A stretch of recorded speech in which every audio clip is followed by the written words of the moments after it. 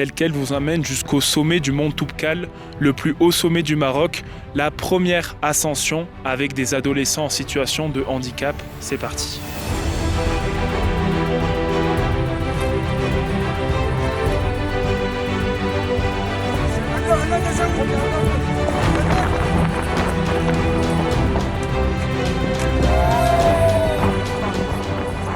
Conduire de jeunes Marocains en situation de handicap jusqu'au sommet du Djebel Toubkal, c'est le pari audacieux qu'a relevé l'association Allopias.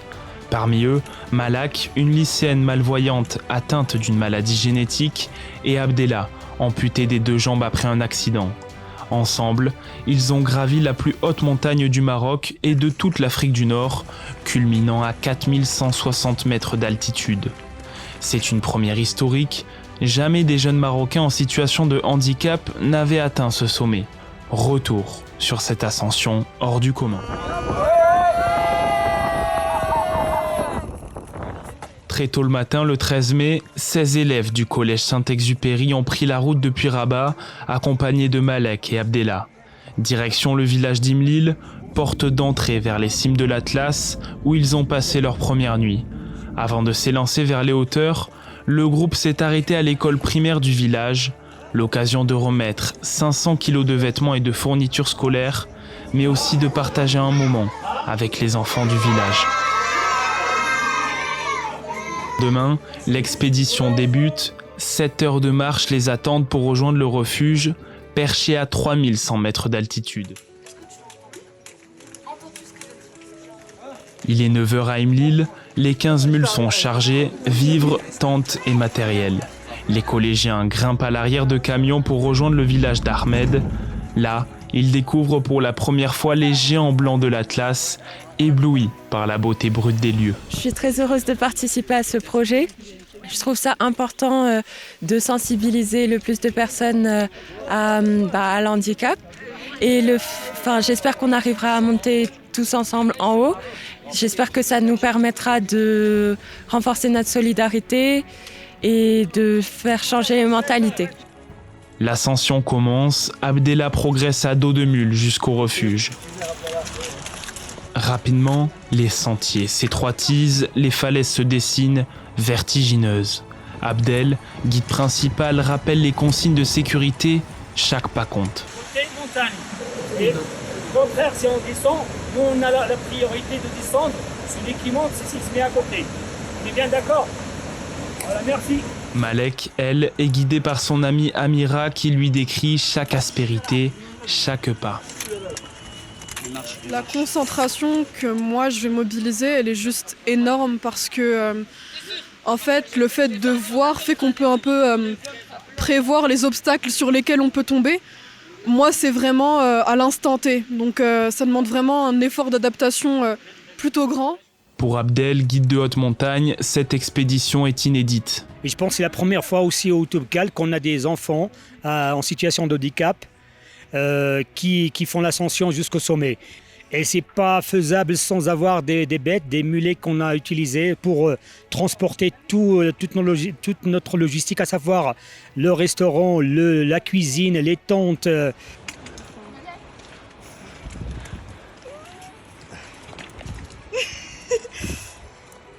Peu à peu, la neige fait son apparition. Pour Malek, comme pour beaucoup d'autres collégiens, c'est une première rencontre. Le groupe ne lâche rien, après 7 heures de montée, le refuge est en vue.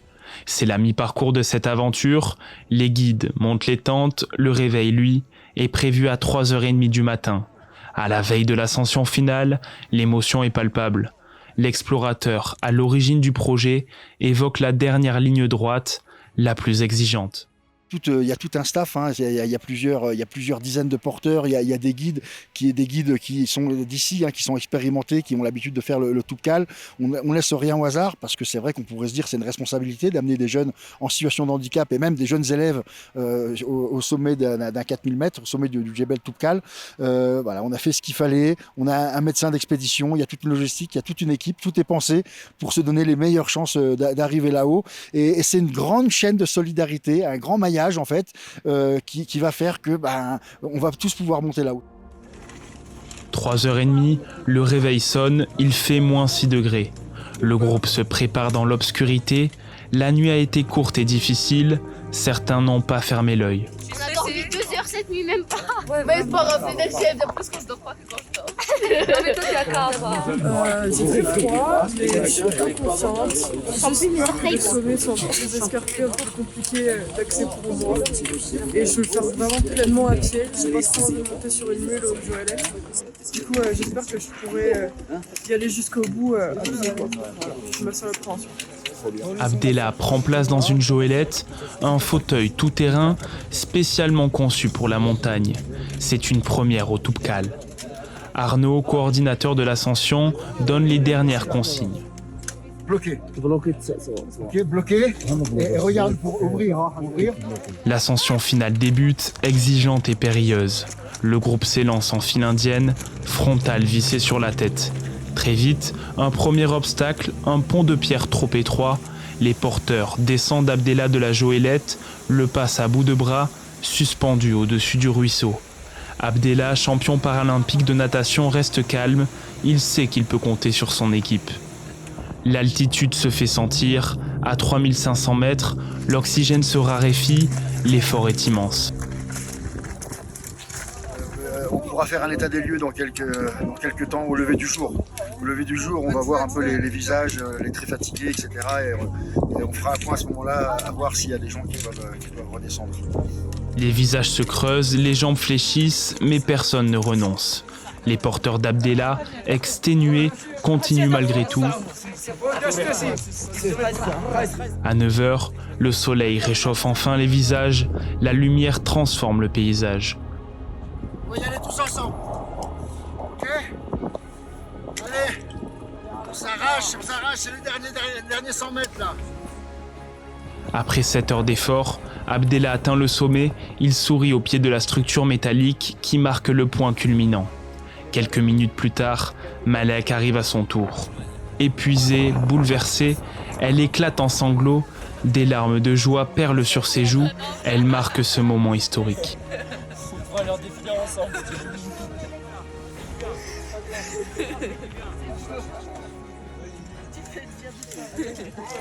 J'espère que ça inspirera d'autres gens et que voilà, je veux juste qu'on se dise que le handicap ça en fera rien en fait et que voilà, on peut tous si on a envie de faire quelque chose, on peut y arriver, il n'y a pas de souci. Le reste du groupe les rejoint au sommet, l'émotion est palpable, tous prennent la pause pour immortaliser ce moment.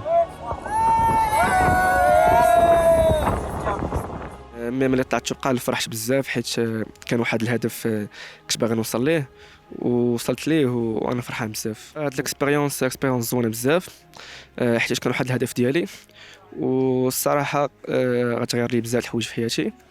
Inch'Allah, mener cette première Joëlette au sommet du Toubkal, c'est énorme et on espère que d'autres jeunes en situation de handicap vont emboîter le pas, voilà, que d'autres jeunes en situation de handicap vont se rapprocher d'associations comme la nôtre pour pouvoir, alors pas forcément gravir un 4000, hein, mais voilà, sortir, faire de la randonnée, faire du sport de pleine nature. Quelque part, quand on est sur une rampe comme ça à 33% comme on a eu, on est tous handicapés.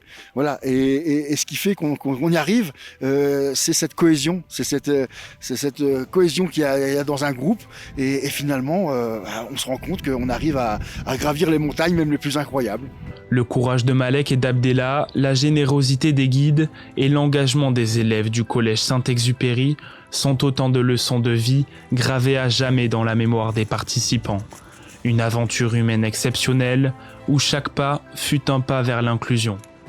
Une fois redescendu au pied de la montagne, près d'Ahmed le vendredi, après une dernière nuit au refuge, les guides, les collégiens, Abdellah et Malek, ont célébré la fin de leur aventure autour de chants et de danses amazighes. Un esprit de fête pour clore une ascension hors du commun.